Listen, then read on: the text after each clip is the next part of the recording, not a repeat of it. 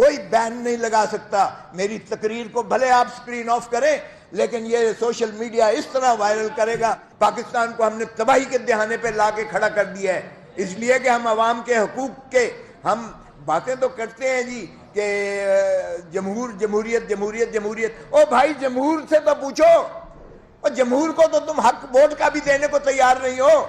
جمہور سے تو تم نے حق حکمرانی بھی چھین لیا ہے، جمہور کا تو تم نے روٹی کھانے کا حق بھی چھین لیا ہے. آج کتنے لوگ فاقوں سے مر رہے ہیں، آج کتنے لوگ جو ہے خودکشیاں کر رہے ہیں، کوئی اندازہ ہے؟ ایک سال میں 40 لاکھ پاکستانی ایک سال میں غربت کی دہلیز سے نیچے گیا ہے، ایک سال میں 40 لاکھ. اور ہماری جی ڈی پی گروتھ 0% پہ چلی گئی ہے، 5% سے 0 پہ ہے، 0.45 پہ جا رہی ہے. ہمارا ملک کا حال تو دیکھیں.